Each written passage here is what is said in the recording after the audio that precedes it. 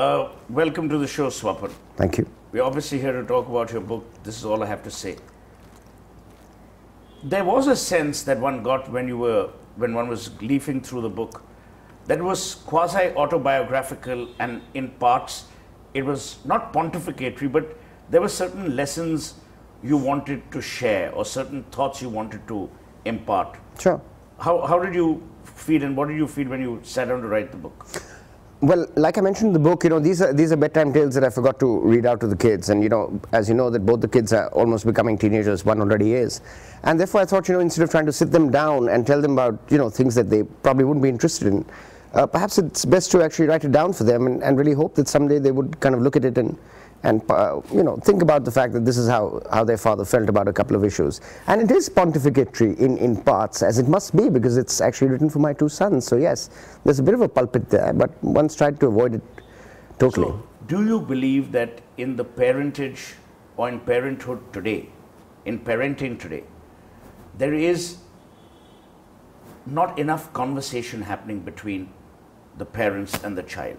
On serious issues. Oh, absolutely. I think conversations have kind of disappeared given social media, given computers, given the internet. I mean, how often do friends talk to each other in real time? You're on social chat rooms and stuff like that. But I think, yes, and I know that you believe in it personally, I think what's really dropped is the craft of the language, the craft of the conversation, the craft of the interaction. All of that has kind of disappeared. Most of us have such virtual avatars that, the real-time relationships have kind of dissipated.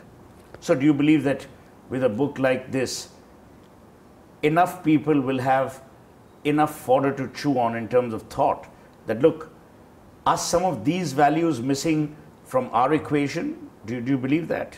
Look, I'm actually no one to kind of, prescribe or, be a doctor in terms of decorum between, either parents and children. And like I keep telling people, I don't even think it's ever going to be a bestseller. But the way I kind of construed the book was, it should be a best-teller. And if you can tell a couple of things to a few more people, and whether they implement it or follow it or not is really up to them, and it's their call in life, I think that's job half done. And I think that's really what I want to do. This has gone far beyond my aspirations. So when you sat down to write the book, yeah, how big was the book, both in terms of relevance and in terms of size in your mind? It was huge in terms of relevance, because it was relevant for my children and for my family. And in terms of size, like someone said, that possibly Charles Saatchi and I are the laziest authors in the world, that we get away with books which are about 95 pages in all, and that too with great help from a fantastic art director. So when you first finished the book and you had the manuscript, who all did you share it with? With 4 friends and my family, and my brother, you, actually. And what did they say? I know what I said, but what did the rest say?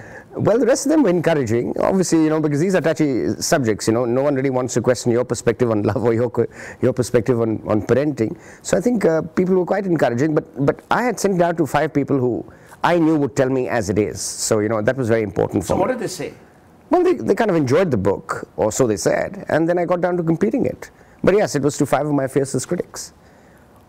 And why do you choose a medium that is actually fragmented and dying? I mean, today there are more authors than you can get traffic lights in Delhi.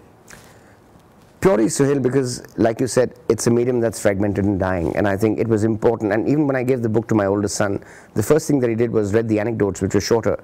And then when he read the entire book, he told me, he's saying it's way too sentimental.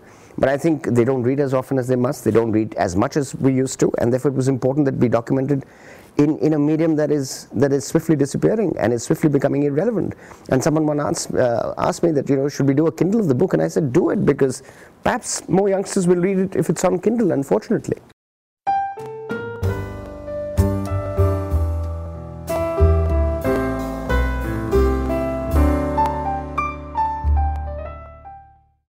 Here's an excerpt from my book called This Is All I Have to Say.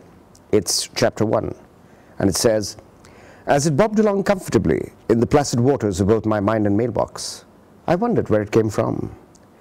I think it sailed across several choppy seas, a multitude of emotions, an assortment of angst, a cauldron of concerns, cries that were muffled, values on whose faces I'd pressed a pillow almost all my life, a drawer full of disappointments. Ironic, but it also began its journey from some furiously fulfilling moments of my life, my fine friendships, a great childhood where with a chest torn midway, I gave a bear hug to both fortune and failure. the coaching classes of life that we as a family were put through, my promiscuity with my passions. We were both burnt and baptized by fire. Not many people have the circumstantial contradiction as their family crest, and that is what you hold in your hands, a contradiction, nothing more. For out of that chaos I found some calm, and that is what I tried to transfer. Parenting is a relay race. It's all about when and how you pass the baton, and this is nothing but the passing of the baton. And ironically, again, not about what I learned, more about what I didn't or what I should have, and sadly failed to do so. These are as much admissions of failure as they're words of encouragement. They're as much an albatross off my neck as they are a garland of goodness that I hope my sons will one day wear. Are there strategies outlined for life? Hell no. I walked through my life tiptoeing on tactics, never swimming with strategies. I was never that smart. But why a book now? Because there is a time when you remember the bedtime stories that you forgot to read.